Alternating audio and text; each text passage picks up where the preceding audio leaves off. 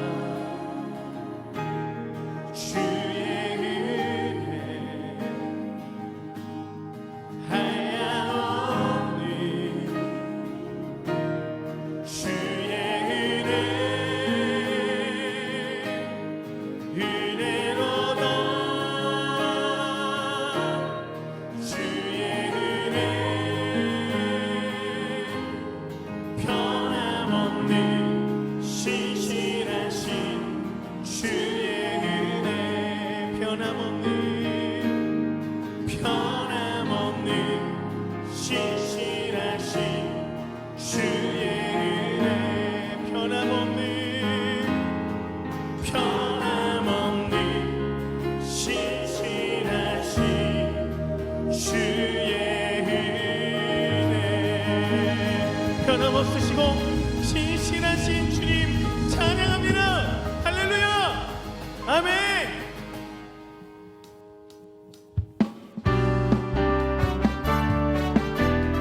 우리를 통치하시며 우리를 이끄시는 왕 되신 주님을 찬양합시다.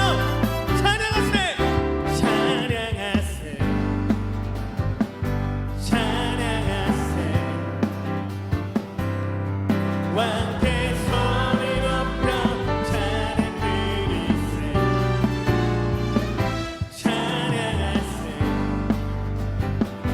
찬양하세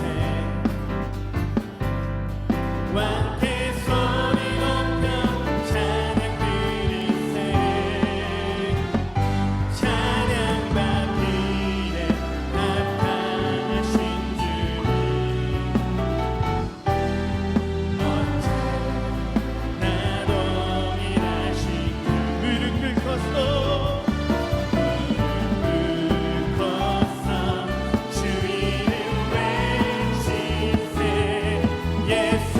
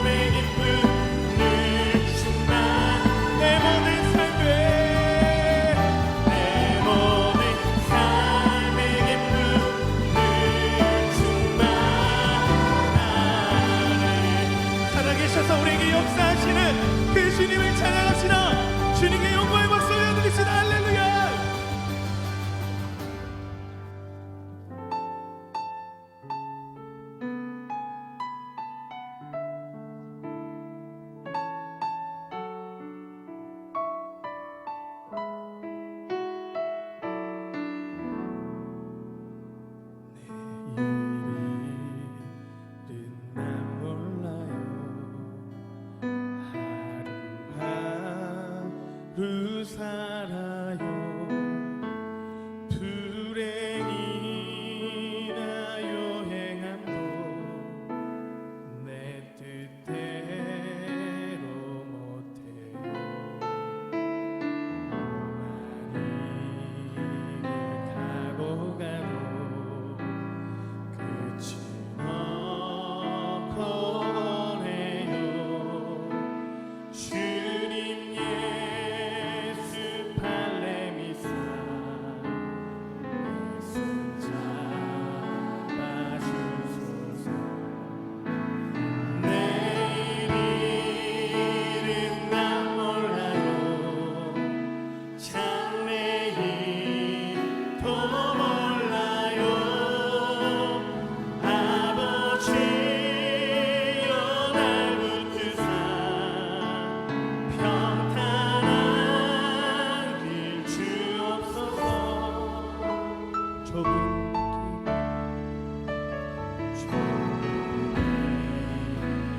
진리의 가신 그의 길 이미 길고 어려워도 찬송하며 갑니다. 성령이여 그 음성을 항상 들려주소서. 내 마음은 정했어요. 끝이야. 우리 함께 고백합시다. 내일은 난 몰라요. 장래일도 몰라요.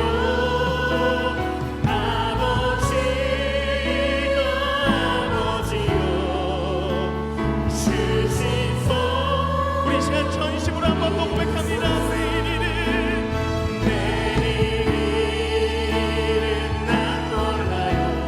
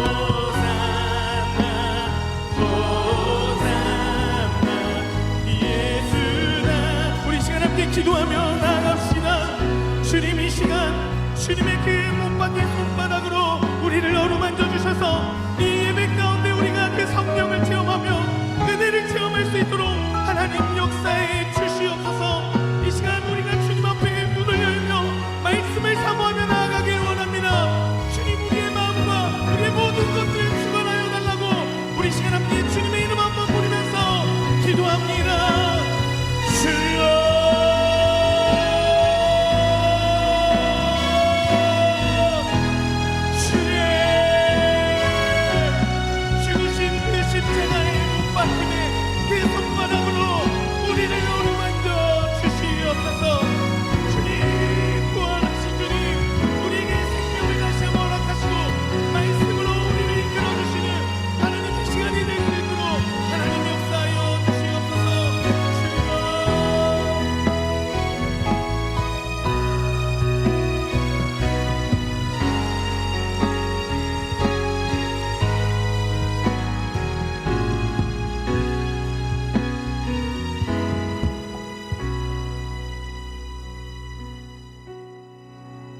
사랑과 많은 은혜가 많으신 우리 아버지 하나님, 주님께 드리는 이 예배가 우리에게 생명과도 같아서 이 시간 주님 앞에 나아왔습니다. 성령 하나님, 우리와 함께 하심을 믿습니다. 그 임재하심을, 주님의 그 강력한 임재하심을 우리가 이 시간 한 지체가 되어 온전히 기쁨으로, 영광으로 뜨겁게 경험하는 복된 시간이 되게 하여 주시옵소서. 때로는 우리를 더 크게 쓰시기 위해서 시련을 통해 연단시키시는 하나님 아버지, 이 밤에도 말씀 충만, 은혜 충만, 성령 충만함으로 채워주실 줄 믿고 감사드립니다. 주님의 무한하신 은혜에 감사합니다. 주님의 뜻 이루는 자 되게 하여 주옵소서. 주님 은혜에 감사합니다. 역대상 4장 10절 말씀과 같이 이루어 주시기를 소원하옵고 평생 예배의 성공자가 되게 하여 주옵소서. 주님 은혜 감사합니다. 가족 모두 믿음으로 하나 되게 하옵소서. 막내 아들 생일 맞이해서 성전 꽃꽂이 예물을 주님 앞에 드립니다. 나를 통하여 하나님의 꿈이 이루어지게 하시며 하나님의 꿈을 이루며 살아가는 복된 인생 되게 하여 주옵소서. 건강 축복을 주옵소서. 교회를 사랑함으로 1만 성도 헌금을 주님 앞에 드립니다. 주님 은혜로 자녀 손자들 믿음을 주시고 그 걸음 인도하여 주옵소서. 자녀들과 친정 동생들 그들을 불쌍히 여기사 그 영혼을 구원하여 주옵소서. 예배를 생명처럼 드리는 교회 되게 하여 주옵소서. 변함없는 기도의 제목으로 주님 앞에 간절히 1000번째 100번째 예물을 드립니다. 하나님, 그 마음의 소원을 오늘 이 밤 이루어 주옵소서. 주여, 우리에게 주신 모든 것, 내 손에 쥐고 있는 모든 것이 오직 주님의 것임을 믿음으로 고백하며 11조 예물을 드리오니 하나님, 반드시 그 가정과 기업과 자녀들이 잘 되는 은혜를 허락하여 주옵소서. 예수 사랑 후원헌금, 성령 축제 후원헌금, 교육부 후원헌금, 선교 헌금을 주님 앞에 드립니다. 주님께서 기뻐하시기에 드린 예물입니다. 하나님께서는 그 마음의 소원을 이루어 주옵소서. 오늘 우리가 드리는 이 예배 가운데 주님 함께하여 주실 줄 믿습니다. 언제나 찬양으로 주님 앞에 더 영광 돌리고 있는 우리 온마음 워십팀 가운데, 또 악기팀 가운데, 또 방송 음향으로 애쓰고 수고하는 우리의 동역자들 가운데 하나님 크신 은혜와 기름 부으심과 성령의 역사하심으로 함께하여 주옵소서. 예수님의 이름으로 간절히 기도하옵나이다. 아멘. 하나님께서 오늘 우리에게 주시는 말씀은 창세기 49장 8절로 12절의 말씀입니다. 창세기 49장 8절로 12절 말씀. 제가 먼저 읽고 여러분 읽으시고 마지막 절은 우리가 함께 읽도록 하겠습니다. 제가 먼저 읽습니다. 유다야, 너는 내 형제의 찬송이 될지라. 내 손이 내 원수의 목을 잡을 것이요 내 아버지의 아들들이 내 앞에 절하리로다.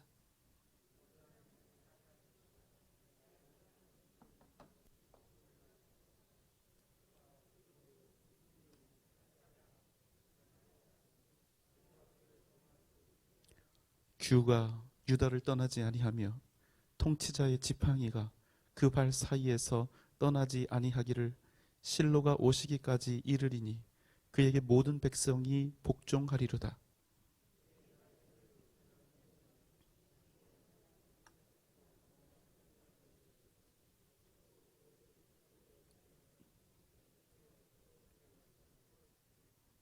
함께 읽겠습니다. 그의 눈은 포도주로 인하여 붉겠고 그의 이는 우유로 말미암아 희리로다. 아멘. 저는 개를 2마리를 기르고 있습니다. 아들 하나 키우기도 바쁜데 개를 2마리나 기르고 있습니다. 저는 개뿐만 아니라 사실 동물들을 되게 좋아합니다.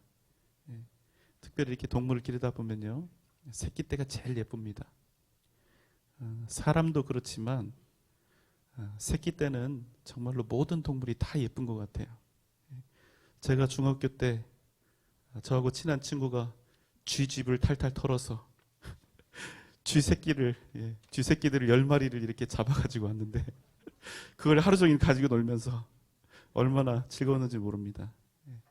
쥐도 새끼는 예쁘더라고요. 쥐는 동의가 안 되십니까? 그런데 새끼라도 그냥 이쁘다, 귀엽다 이렇게 가볍게 결코 무시할 수 없는 그런 동물들이 있는데요. 대표적인 동물이 먼랑이, 호랑이, 먼자, 사자. 잘 아시네요. 이런 녀석들은요, 비록 새끼일지라도 아주 조금만 지나면 절대로 가볍게 대할 수 없는 아주 엄청난 녀석들이 되는 거죠. 오늘 말씀은 야곱이 유다에게 남기는 유언인데요. 여기서 사자라고 하는 이 동물이 등장을 하게 됩니다. 한번 보겠습니다. 8절, 9절 말씀입니다. 유다야, 너는 내 형제의 찬송이 될지라. 내 손이 내 원수의 목을 잡을 것이요 내 아버지의 아들들이 내 앞에 절하리로다. 유다는 사자 새끼로다. 내 아들아, 너는 움킨 것을 찢고 올라갔도다. 그가 엎드리고 움크림이 숫사자 같고 암사자 같으니 누가 그를 범할 수 있으랴. 오늘 말씀에서는요, 유다를 사자 새끼에 비유하고 있습니다. 새끼는 새끼인데 그냥 새끼가 아니라, 저 욕하는 거 아니죠 지금? 사자 새끼입니다. 사자가 어떤 동물입니까? 흔히 백수의 왕이라고 이야기를 하죠. 그렇다 보니까 성경에서 등장하는 이 사자의 이미지는 궁극적으로 승리를 뜻하고 강함을 이렇게 뜻하는 것입니다. 자, 혹시 조금 궁금해하신 분이 계실 것 같아서 물론 상식적인 거지만 제가 잠시 설명을 드리겠습니다. 그럼 호랑이는 뭐냐? 왜 여러분 성경에 호랑이가 안 나오죠? 간단히 말씀을 드리면요, 이스라엘을 비롯한 근동지역, 아프리카, 그러니까 뜨거운 데입니다. 이런 곳에는 호랑이가 살지 않습니다. 반대로 우리가 사는 지역, 아시아를 비롯한 중국, 하여튼 인도네시아 이쪽으로 해서는요, 사자가 없습니다. 호랑이는 시베리아의 극한 추위 속에서도 견딜 수 있죠. 그런데 사자는 반대로 온도가 40도, 50도 되는 그런 땅에서도 살아갈 수가 있습니다. 그래서 여러분이 호랑이와 사자가 같이 있는 모습은 동물원에서나 거의 볼 수 있는 모습이고요. 실제로는 서식지가 거의 겹치지 않습니다. 주로 호랑이는 밀림 쪽에서 살고요. 또 조금 추운 데서, 그리고 사자는 뜨거운 쪽, 초원 쪽에서 살아갑니다. 그래서 여러분 성경에서는요, 호랑이가 전혀 나오지 않는 거죠. 자, 다시 돌아옵니다. 야곱은 자신의 아들 유다를 바라보면서 이렇게 말합니다. 유다는 사자 새끼로다. 왜 야곱은 유다를 그냥 사자라고 하지 않고, 뭐 물론 뒤에 보면 수사자, 암사자 나오지만 굳이 새끼라고 표현을 하고 있을까요? 그것은 지금 야곱이 유다에게 축복하고 있는 지금 그 순간, 그 시점을 기준으로 보면 유다가 이 12명의 형제들 중에 딱히 도드라진 바가 없기 때문입니다. 유다는 야곱의 네 번째 아들입니다. 12명의 아들 중에서 그것도 본인이 사랑했던 여자에게서 나온 아들이 아니에요. 그 중에 네 번째 아들입니다.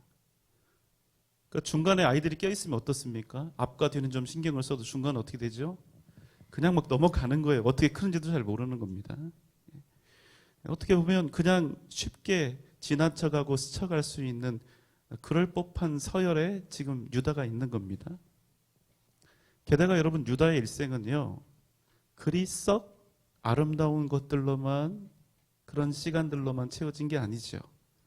창세기 38장을 제가 창세기 강의를 쭉 하면서 나중에 기회가 되면 하겠습니다 하고 넘어갔는데 그게 오늘이에요. 창세기 38장에 가면 유다가 이제 결혼해서 가정을 이루게 됩니다. 38장 2절의 말씀입니다. 유다가 거기서 가나안 사람 수아라 하는 자의 딸을 보고 그를 데리고 동침하니. 여러분, 유다가 결혼을 했는데 이방 사람 가나안 여인과 결혼을 한 것입니다. 아브라함이 이삭의 배필을 찾을 때 금했던 것 여러분 기억하십니까? 가나안의 딸들을 데려오지 말라 이렇게 명령했었지요. 그런데 유다가 가나안 여자와 결혼을 한 것입니다. 그리고 그 여인과의 사이에서 3명의 아들을 낳게 되지요. 엘, 오난, 셀라 이렇게 3명입니다. 그리고 이제 첫째 아들 엘이 장성했을 때 이 아들을 위해서 며느리감을 구해오는데 이 여자도 역시 가나안 여자입니다. 이름이 다말입니다. 창세기 38장 7절 말씀입니다.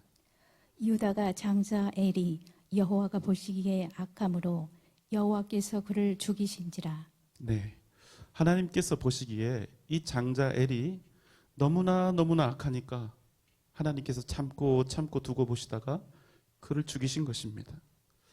그런데 여러분 생각해 보면 어쩌면 당연한 결과가 아닐까 하는 마음도 듭니다.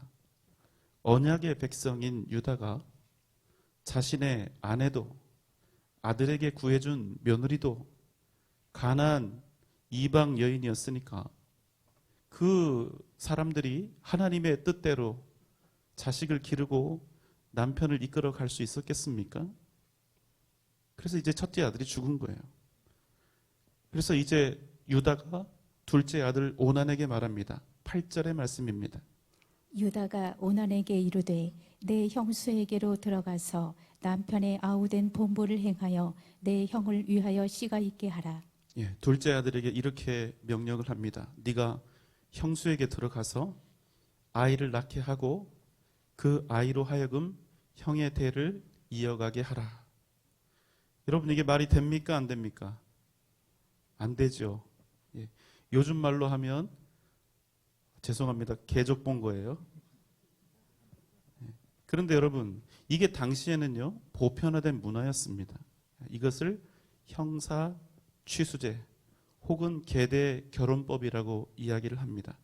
형이 자식을 낳지 못하고 죽으면 그 동생이 형의 후손을 이어주어야 한다는 그런 법이죠. 그래서 어쩔 수 없이 이제 둘째 오난이 아버지가 말씀을 하시니까 형수에게 들어갑니다. 그런데 이 녀석 생각이 어차피 형수가 아이를 낳아봤자, 아들을 낳아봤자 그 아들은 내 아들도 아니고 죽은 형의 아들이 될 것이고, 그냥 가만히 있으면 형에게 돌아갈 것도 형의 후사가 없으면 내 것이 될 텐데 내가 왜 굳이 형의 대를 이어야 하지? 이런 마음으로 형수로 하여금 임신하지 못하도록 악하게 행한 것입니다. 그래서 여러분 어떻게 되었을까요? 10절 말씀입니다. 그 일이 여호와 보시기에 악함으로 여호와께서 그도 죽이시니 예, 여러분 한꺼번에 유다가 두 아들을 잃어버린 것입니다. 유다 가문의 크나큰 비극이죠. 그런데 여러분 한번 생각해 봅시다. 이 두 아들의 죽음이 여러분 누구의 탓일까요? 엘과 오난 이 두 아들에게 모든 잘못이 있는 것입니까? 그렇지 않습니다. 이 모든 책임은 유다에게서 시작이 된 것입니다. 가나안 여인을 아내로 맞이했고 며느리로 삼은 것입니다. 또 있습니다. 유다는 자기 아들들이 하나님을 떠나서 얼마나 악한지, 심지어는 그들의 악행이 어느 정도였냐면 하나님이 그들을 죽이실 만큼 악했음에도 불구하고 그 자식들의 그 악행에 대해서 눈을 감고 살았다는 것입니다. 그저 자식이니까 아비로서 사랑하고 잘 먹여주고 재워주고 필요한 것들을 넉넉하게 해주고 세상에서 성공할 수 있도록 발판을 잘 마련해주면 그것으로 부모의 역할을 다했다고 생각했는지도 모르겠습니다. 여러분 왜 엘과 오난이 죽었습니까? 그들이 악했기 때문입니까? 맞습니다. 그러나 여러분 유다는 택함받은 하나님의 백성으로서 그 아비의 사명을 제대로 감당하지 않은 것입니다. 여러분 부모의 역할이 얼마나 큰지 모릅니다. 우리에게 있는 부모의 사명이 여러분 얼마나 중요한지 모릅니다. 아마도 엘과 오난은 건장하고 또 건강하고 능력 있는 사람들이었을 것입니다. 할아버지 야곱이 이미 거부였고 그들이 살고 있는 지역에서 이미 그들의 가문은 명망과 힘이 있었기 때문에 무엇 하나 부족하거나 빠질 것이 없는 사람들이었을 것입니다. 그러나 여러분 그들에게는 그 무엇보다 중요한 하나님이 없었다는 것입니다. 세상에 있는 모든 것들을 다 가지고 있었는데 이 세상 모든 것을 합친 것보다 훨씬 더 중요하고 절대로 잃어서는 되지 않을 뿐 그들에게 하나님이 없었다는 거예요. 이스라엘의 위대한 제사장 엘리에게는 홉스와 비느하스라고 하는 두 아들이 있었습니다. 위대한 제사장의 두 아들. 그래서 그들은 당연히 자기들도 제사장이 된 겁니다. 그러나 그들은 악했습니다. 그래서 하나님께서는 그들을 죽이기로 하신 겁니다. 그러나 이스라엘의 가장 위대했던 제사장 엘리는 그들의 아비는 자식들의 그 모습을 제대로 쳐다보려 하지 않았습니다. 그저 좋은 말로 타이르고 아들과 아비의 그 관계를 해치지 않는 범위 내에서 품위 있게 따뜻하게 정이 넘치는 아비로 그렇게 설득했을 것입니다. 단 한 번도 자기의 생명을 걸고 단호하게 자식들을 가르치지 않았습니다. 자신의 인생을 다하여 죽을 각오로 자식들의 범행과 악행에 맞서지 않았다는 것입니다. 아비로서의 사명을 버린 것입니다. 제사장으로서 아무리 자신의 임무에 충실했어도 제사장보다 더 중요한 것은 아비로서 성공하는 것입니다. 그래서 여러분 그 결과가 어떻게 됐습니까? 그 두 자식이 모두 다 죽임을 당하게 된 것입니다. 그들이 죽은 것은 자신들의 죄입니다. 그러나 그것은 엄연히 아비로서 제대로 가르치지 않은 엘리의 악한 죄였습니다. 사랑하는 여러분, 부모는 그냥 되는 것이 아닙니다. 부모로서 역할을 잘 해야 진짜 부모가 되는 것입니다. 그냥 잘하는 것이 아니라, 그냥 자식들에게 따뜻하게 사랑으로 잘하는 것이 아니라 정말로 목숨을 다해서 생명을 다해서 하나님께서 부모로서 부모에게 주신 그 사명을 잘 감당해야 진짜 부모가 된다는 것입니다. 하나님이 우리를 이 땅에 왜 보내셨을까요? 돈 한번 제대로 벌어봐라. 한번 명예 한번 제대로 얻어봐라. 신나게 화끈하게 한번 살아봐라. 형통한 삶이 무엇인지 제대로 한번 누려봐라. 하나님이 우리를 이런 목적으로 이 땅에 보내신 게 아닙니다. 우리의 자식들, 그 무엇보다 귀한, 생명보다 귀한 우리의 자식들 믿음으로 잘 기르라고 보내주신 것입니다. 맡겨주신 자식들 믿음으로 잘 세우라고, 우리에게 크든지 작든지 돈도 주시고 집도 주시고 직장도 주시고 건강도 주시고 명예도 주시는 것입니다.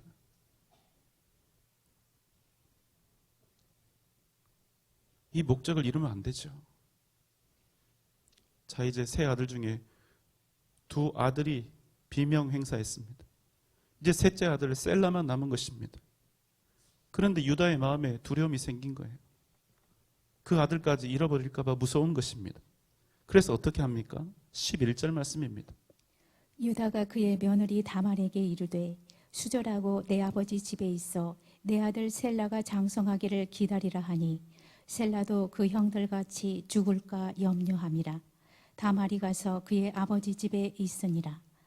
그래서 이 며느리 다말이 시아버지의 이 말에 순종해서 친정으로 돌아가서 무한정 기다립니다. 시간이 흘러서 이제 막내 아들 셀라도 성인이 된 것입니다. 그런데 이제 멀리 떠나간 며느리에게 유다가 셋째 아들을 허락하지 않습니다. 이에 다말이 어떻게 합니까? 이방 여인이니까 가능했던 일이에요. 창기의 옷을 입고 시아버지 유다를 속여서 유혹해서 시아버지인 유다에게 들어간 것입니다. 그래서 여러분 어떻게 되었을까요? 며느리 다말이 시아버지 유다로 말미암아 임신을 하게 된 것입니다. 말도 안 되는 일이 벌어진 거지요. 여러분 이건 무슨 개족보도 아니고 뭐라고 해야죠? 그래서 쌍둥이를 낳게 됩니다. 이름이 베레스와 세라입니다. 여러분 너무나 낯뜨겁고 부끄러운 유다의 과거입니다. 민망해서 정말 볼 수가 없습니다. 목사님 저도 얼마나 이 내용이 다루기가 싫고 민망했으면 수개월 전에 다뤄야 했던 걸 제가 피해서 여기까지 왔겠어요. 오늘은 제가 피할 수 없어서 하는 겁니다. 여러분 만약에 이런 사람이요, 지금 우리 주위에 있다고 한번 생각을 해보십시오. 그런 사람이 있다면 우리가 그 사람을 사람으로 보겠냐는 거예요. 그 짐승 아닙니까? 실은 본인이 의도를 했던, 의도하지 않았던. 그런데 여러분 지금 하나님께서요 야곱의 입술을 통해서 이렇게 선포하고 계신다는 거예요. 유다야 너는 내 형제의 찬송이 될지라. 내 손이 네 원수의 목을 잡을 것이요 내 아버지의 아들들이 내 앞에 절하리로다.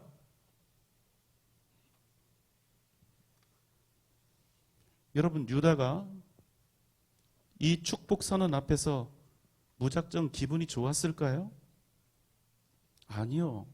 만약에 유다가 그런 사람이었으면 자신이 얼마나 부족하고 연약한 허물투성이 죄인인 줄 몰랐다면 하나님께서 절대로 이런 복을 주시지 않았겠죠. 유다는 아비가 자기를 향해 하고 있는 이 축복 선언 앞에서 결코 신난다, 아싸, 따봉 최고다 이렇게 하지 못하고, 아니 왜입니까? 어떻게 저란 말입니까? 저 같은 것이 어떻게 이런 복을 받을 수 있단 말입니까? 아버지 제가 어떤 놈인지 너무나 잘 아시지 않습니까? 이랬을 거예요. 그런데 여러분 이런 개족보도 안 되는 유다의 아들, 며느리와 다말과의 사이에서 나온 베레스를 통해서 마태복음 1장 아브라함과 다윗의 자손 예수 그리스도의 계보라, 그 더럽고 우리가 생각하기에도 추잡하고 지저분한 그 계보를 통해서 이 세상을 구원하실 주님 예수께서 오셨다는 사실입니다. 여러분 이 사실이 너무나 놀랍고 경악스럽지 않습니까? 성경에 있는 은혜로운 내용들만 보고 이런 내용들 싹 지워버리고 싶지 않으세요? 그런데 여러분 은혜가 바로 이런 것입니다. 도저히 상상할 수 없는 일, 절대로 받을 수 있는 자격도 자질도 없는 자에게 주어지는 놀라운 선물, 여러분, 은혜가 바로 이런 것입니다. 이 세상을 지으신 창조주 하나님, 모든 악한 것들과 죄로부터 무한하게 완전하게 구별되어진 거룩하신 하나님이 도저히 상정도 할 수 없는 원수들과 죄인들을 위해서 이 땅에 오시고 그런 우리를 위해 기꺼이 십자가에 달려 당신의 생명을 주셨다는 사실입니다. 그래서 여러분, 은혜는요, 그냥 말이 좋아서 은혜가 아니라 말이 도무지 안 되기 때문에, 도저히 설명할 수 없기 때문에, 도저히 그 사랑이 감당이 안 되기 때문에 그것을 은혜라고 부르는 것입니다. 여러분, 아멘입니까?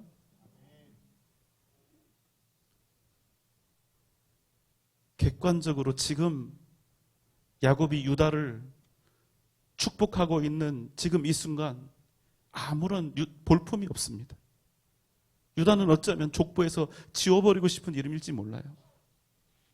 그런데 여러분, 놀라운 사실은요, 하나님의 눈에는 유다가 그저 볼품없는 아들이 아니었다는 사실입니다. 그래서 야곱의 입을 통해서 이렇게 외치게 하시는 것입니다. 그럼에도 불구하고 너는 형제의 찬송이고 원수의 목을 잡을 것이고 내 모든 아들들이 너에게 절할 것이다. 너는 사자 새끼고 엎드리고 웅크린 수사자요 암사자며 주가 유다를 떠나지 않을 것이며 통치자의 지팡이가 너를 결코 떠나지 않으리라. 실로가 오시면 모든 백성이 내게 복종하리라. 여러분, 도대체 무엇이 그저 볼품없고 무력하게 보이는 유다, 이토록 부끄러운 과거와 아픔을 가진 유다를 이렇게 위대한 인물로 만들었냐는 것입니다. 유다 자신의 힘과 능력이었습니까? 그의 노력이었나요? 아니면 아버지 야곱의 축복 때문에 그렇게 된 것입니까? 그렇지 않습니다. 사랑하는 여러분, 잊지 마십시오. 부끄럽고 보잘것없는 유다를 승리자 유다로, 통치자 유다로 삼으신 것은 오직 하나님의 은혜였다는 사실입니다. 허물로 가득했던 넷째 아들 유다를 하나님은 이스라엘의 장자로 삼으시고 그를 통하여 위대한 구원과 생명의 역사를 이루게 하신 것입니다. 사랑하는 여러분, 혹 여러분의 인생이 몹시도 무력하고 작게 여겨지십니까? 혹 누구에게도 말할 수 없는 내 안에 있는 이 부끄러운 기억과 과거 때문에 나는 이제 아무것도 할 수 없다고, 그냥 고생이나 하다 살아야 한다고, 나는 아무것도 아니라고 이렇게 자책하며 혹 여러분의 인생을 살아가고 있지는 않습니까? 그렇다면 오늘 부끄러운 유다를 일으켜 세워 위대한 역사를 이루게 하신 하나님을 바라보시기 바랍니다. 하나님께서 여러분을 세우시면 여러분의 연약함이 능력과 권능으로 변화되게 될 것입니다. 이사야 53장 2절로 3절의 말씀입니다.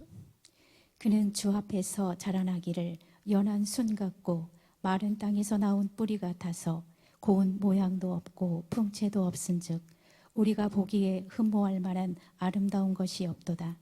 그는 멸시를 받아 사람들에게 버림받았으며 간고를 많이 겪었으며 질고를 아는 자라. 마치 사람들이 그에게서 얼굴을 가리는 것 같이 멸시를 당하였고 우리도 그를 귀히 여기지 아니하였도다. 아멘. 이사야 선지자는 유다의 자손으로 오실 구원의 주님을 이렇게 묘사하고 있습니다. 연한 순 같고 마른 땅에서 나온 뿌리 같아서 고운 모양도 없고 풍채도 없은즉 우리가 보기에 흠모할 만한 것이 전혀 없었다.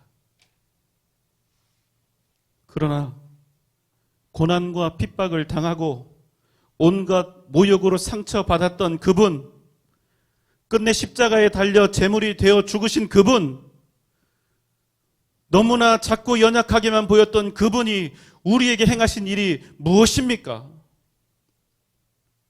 이사야 53장 4절 5절의 말씀입니다. 그는 실로 우리의 질고를 지고 우리의 슬픔을 당하였거늘 우리는 생각하기를 그는 징벌을 받아 하나님께 맞으며 고난을 당한다 하였노라.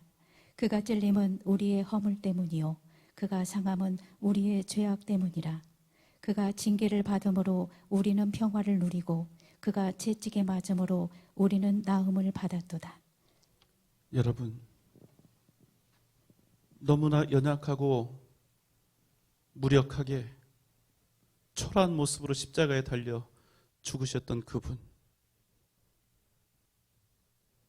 그가 징계를 받음으로 우리가 평화를 누리고 그가 채찍에 맞음으로 우리가 나음을 얻게 된 것입니다. 여러분 기억하십시오. 우리가 가진 연약함과 부족함은 반드시 우리를 실패케 하고 절망케 합니다. 그러나 우리의 연약함과 부족함에 하나님의 은혜가 부어지면 그것은 구원과 생명을 좋게 이루는 하나님의 역사, 하나님의 능력이 된다는 사실을 여러분 꼭 기억하시기 바랍니다. 무엇보다 하나님의 은혜를 힘입는 여러분 되시기를 바랍니다. 하나님께 넉넉히 은혜 받을 만한 그런 믿음의 사람이 되기를 힘쓰십시오. 하나님의 보좌 앞에 겸손히 나아가십시오. 하나님께서 그럼 우리의 연약함을 능력으로 바꾸어 주실 줄 믿습니다. 사랑하는 여러분, 오늘 이 밤 부족하고 연약하고 부끄럽고 허물 많았던 유다에게 주어진 그 놀라운 은혜와 능력이 오늘 이 밤 저와 여러분 가운데 넘쳐나시기를 주님의 이름으로 축원합니다. 이 시간 우리 다 함께 기도합시다. 우리의 부족함과 우리의 연약함과 우리의 부끄러움과 우리의 모든 허물을 주님 앞에 내어드립니다. 주여, 이 모든 것들을 고쳐주시기를 원합니다. 또한 이 모든 것들이 변하여 하나님의 역사가 되는 귀한 은혜가 있게 하여 주시옵소서. 우리에게 유다에게 주셨던 그 은혜와 능력을 덧입히시는 이 밤이 되게 하여 주시옵소서. 주여, 우리에게 긍휼을 베풀어 주옵소서. 이 밤 역사하여 주시옵소서. 유다에게 주신 그 은혜를 우리에게 부어 주시옵소서. 이 시간 다 함께 주님 부르며 기도합니다. 주여,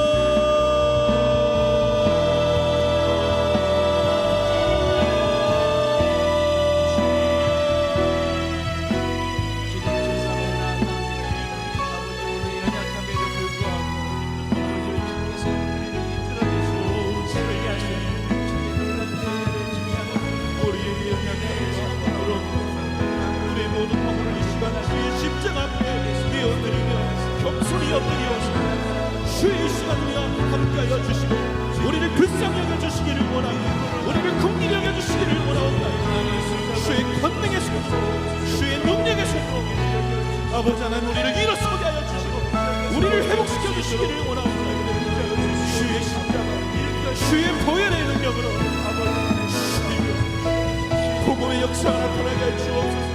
하나님, 치유와 회복의 역사가 나타나게 해 주시고 우리의 모든 허물과 부족함들이 이 시간 변하여 주의 능력이 되게 하시고 주의 역사가 되게 하여 주옵소서.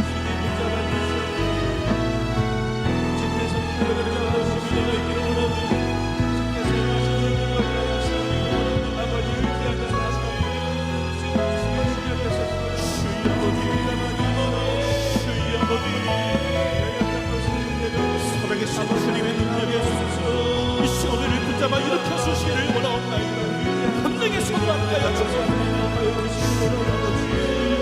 오 주여, 주여 함께하여 주옵소서.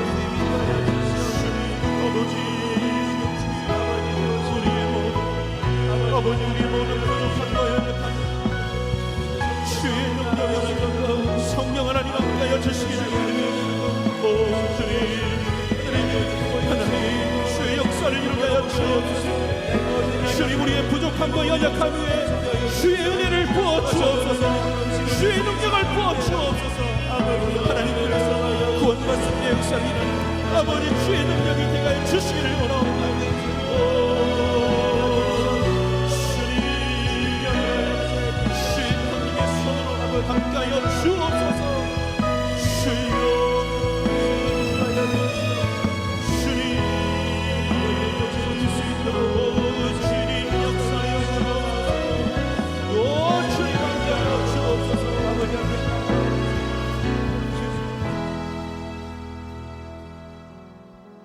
우리의 아버지 되신 하나님,